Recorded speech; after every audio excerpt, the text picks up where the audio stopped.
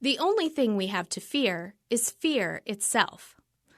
Uttered by Franklin Delano Roosevelt more than 80 years ago, and yet it seems more relevant today than ever.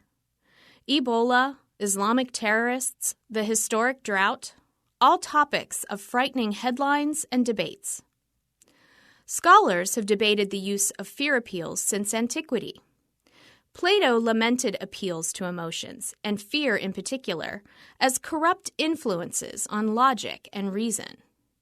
Contemporary scholars have examined the ways in which fear appeals have been utilized to promote racism and xenophobia, to crack down on civil liberties, and to stifle healthy democratic dissent.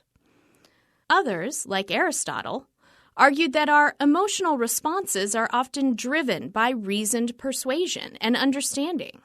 Sometimes there are good reasons to be afraid, or angry, or joyful.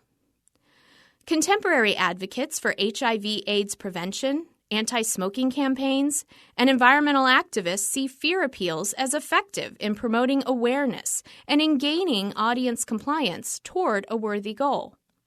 Fear can be a rational and strategic response to danger. But because fear creates discomfort, audiences naturally tend to avoid or resist such appeals.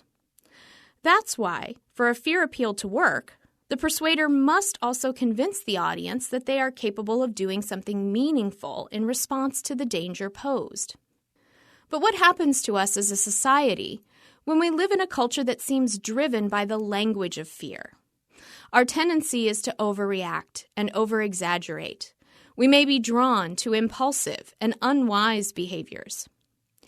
Arizona State University professor David Althead says much of the fear we experience is unwarranted and is actually the result of calculated decisions by the news media and entertainment industry to catch our attention. And in many cases, they encourage people to fear things over which they have very little control. For example, according to the Harvard School of Public Health, nearly 40% of Americans believe there will be a large outbreak of the Ebola virus in the U.S., and more than 25% worry that immediate family members will come down with the disease. These fears exist in spite of reassurances from the CDC and most every other infectious disease expert that an Ebola outbreak in the U.S. is highly unlikely. Rather, it is the constant and sensationalized media coverage of Ebola that makes the threat seem imminent and that promotes an unhealthy response to the situation.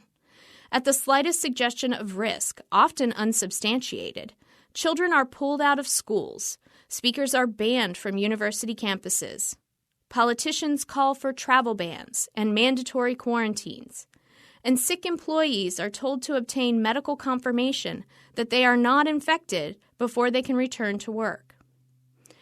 Overreaction to a fear can create more havoc than the original threat.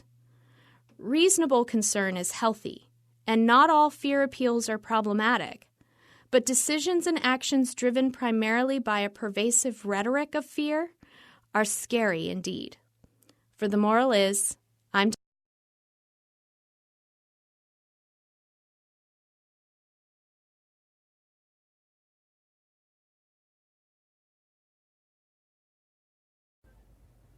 Good morning from BBC London News. I'm Sonia Jessup.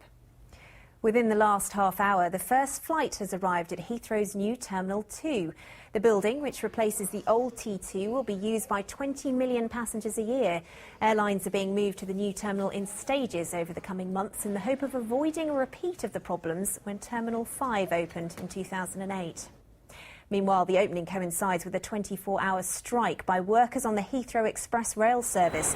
Members of the RMT union will walk out for the third time in recent weeks in protest at plans to make £6 million worth of savings.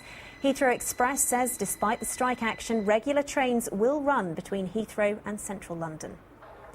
One man's been killed and a number of other people injured after a crash between a car and a bus in Clapton overnight. It happened on Lee Bridge Road just before 2:30 this morning. A man in his 20s was killed and 3 others who were in the car with him taken to hospital. 10 passengers on the N38 bus have been treated for minor injuries. The Royal Academy's summer exhibition is due to open next week, and among the works on display will be a model of the proposed new garden bridge for the River Thames. Its designer, Thomas Heatherwick, is also delighted to have been elected as a Royal Academician. Well, I feel quite fluky and lucky that the Royal Academy so generously invited me to be an academician this year, of all years, the year when I really had something that I wanted to share with people. Travel now, and if we take a look at the Tube first of all, now we had problems on the Northern Line. You can still see severe delays there. It was suspended earlier, but now we have severe delays on the Northern Line. We told you about that strike at Heathrow, so there is no Heathrow Connect service today. The Heathrow Express is running, but it has a revised service. Now on the roads, this is the picture at Westminster at the moment. Now Millbank is closed. You can see the queues there. State opening of Parliament, of course, taking place. In Clapton, because of the crash overnight, Lea Bridge Road is closed between Chatsworth Road and Orient Way. And in Haggerston, the A10 Kingsland Road is closed southbound at Middleton Road. Time for a look at the weather now. Here's Kate Kinsella.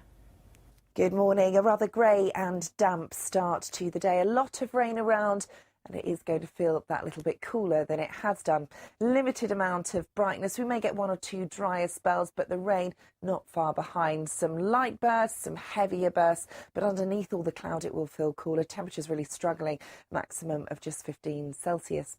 Now the rain will persist for a time overnight. Gradually it will start to break up. By dawn it should really have started to lift, but the minimum temperature between 10 and 11 Celsius. Tomorrow's not looking too bad. That rain moves out of the way and we should get some sunshine. But as we head towards the weekend, it's Saturday we're watching. We have a yellow weather warning in for heavy rain. We can expect some thundery downpours, especially as we head into Saturday morning as the air turns that little bit muggier. I'm back with the latest from the BBC London newsroom in half an hour. Plenty more on our website. Now, though, it's back to Charlie and Louise. Bye for now.